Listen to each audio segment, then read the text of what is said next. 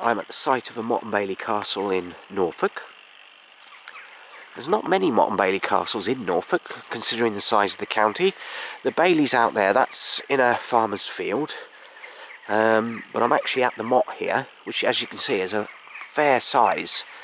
I'm here by kind permission of the owner, who allowed me to come over and have a look around. I'm being followed by these fellas here.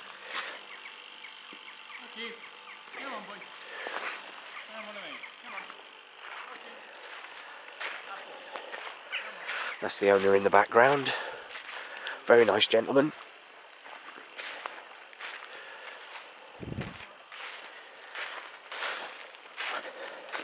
Well, I don't know if I said where I was. If I'm pronouncing it correct, somebody will no doubt correct me.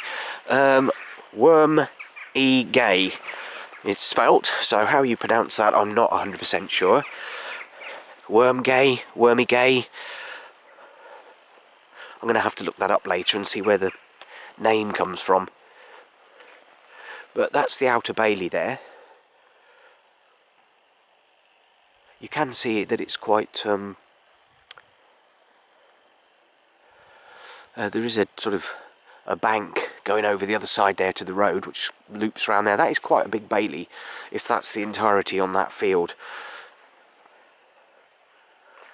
This was built in 1086, the owner says, which was only 2 years after the Norman invasion. There was never any stone on it, so it was always a wooden castle. We are in the fens here, which is very flat land.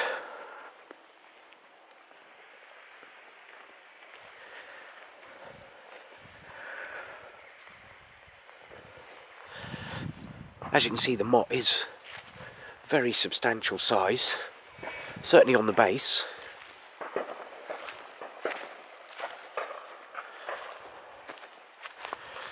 Sounds like somebody's out shooting today.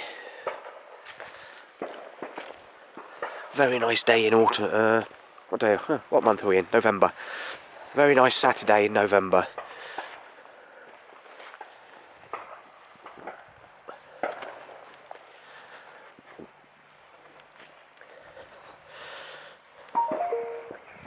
It does have some quite substantial ditches on the outside of the motte. For something that's been here this long, it's quite hard to tell where the... I mean, if that's the bailey there, the entrance to the motte would have been over there somewhere. I mean, this is slightly raised, but this could have been later added by a farmer.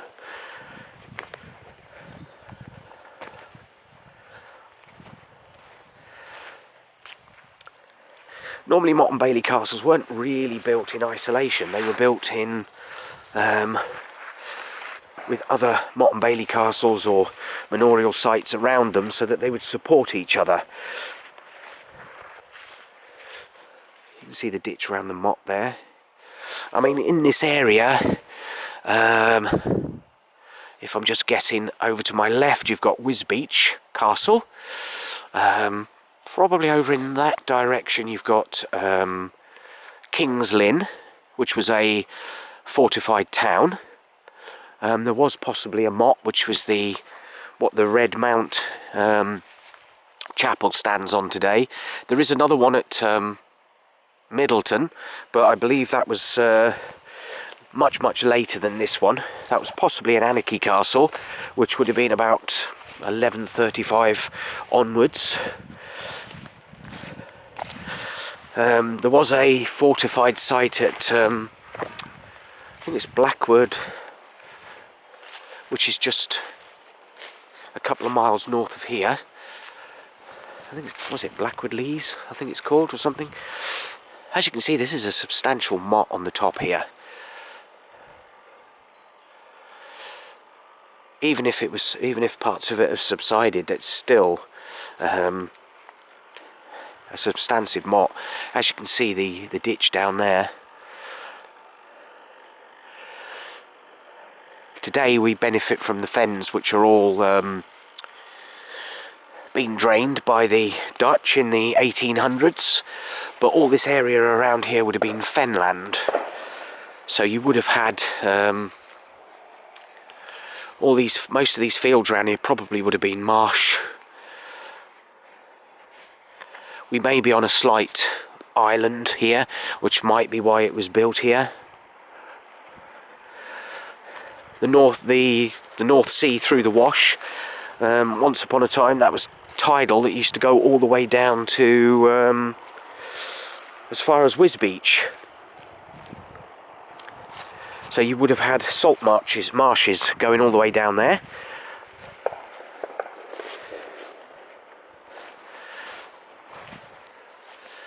As you can see, we've still got a moat here, which is quite, it's still quite deep.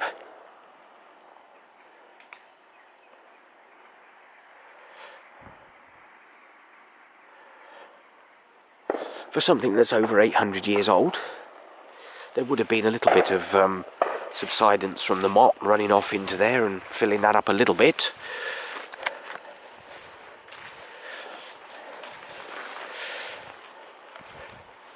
And luckily this place is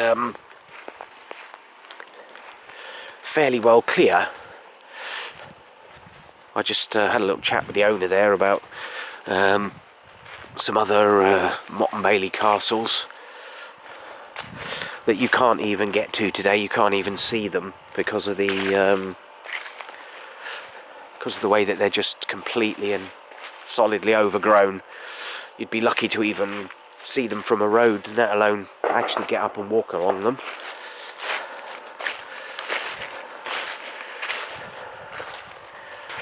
Considering these are sort of ancient monuments in a sense, some of them are not very well maintained.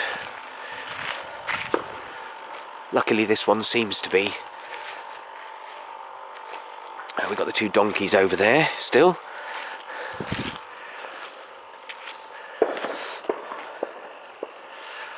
One of them, the grey one, it's got a sort of an odd...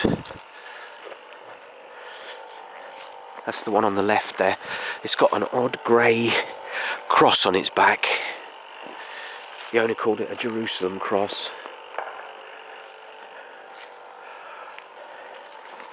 It's very nice when you meet an owner who is more than happy to allow somebody to come and have a look at something like this. It's not everybody's cup of tea coming out and looking at this sort of thing, but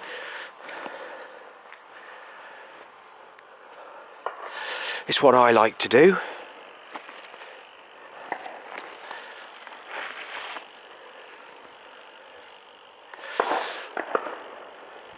You can see a little bit of subsidence in the middle of this one. Oh, the donkey's coming up here.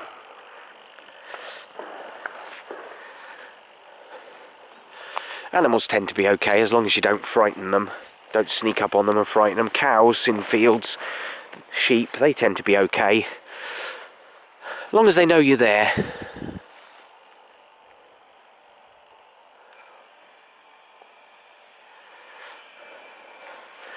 I have to say, in all honesty, I haven't seen a motte this wide in a long time.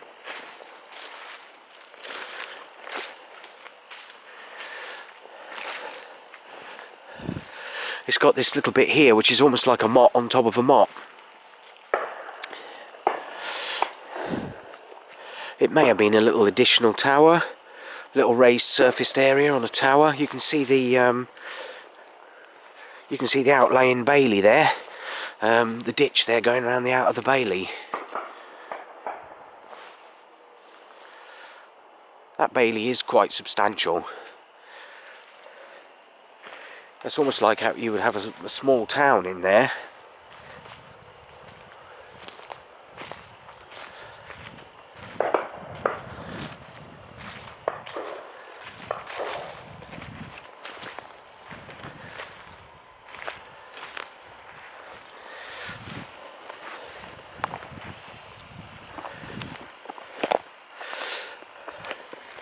Something that's not around here, which I normally sort of reference when I go and visit castles, is find the church, find the castle. But I can't see a church around here. And to be honest, I don't even know if there is one. I certainly can't see one, I certainly didn't see one. That's normally one way of finding a Motte and Bailey castle. It may have had a church or a chapel or something inside the bailey there, which may have been long gone now.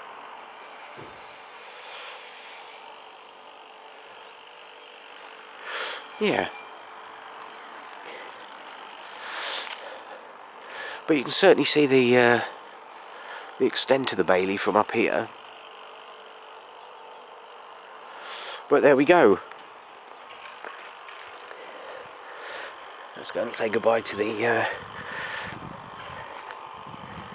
two donkeys.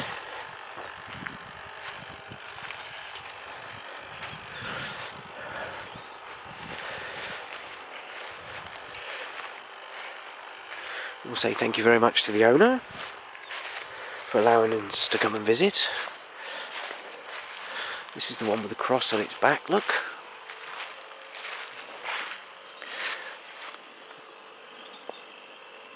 I think this is the older one, slightly less energetic and jumping about than this one. But if you happen to be in this way and you happen to be out here, I always say be respectful to places like this. It's on private land. Try and find the owner, try and find permission, don't just wander about. They're much more likely to allow people to come and visit if you're more respectful. But there we go, that's another castle off the list. Oh, I'm being followed by the donkeys now. If I'm getting it correct, that is Wormegay Castle.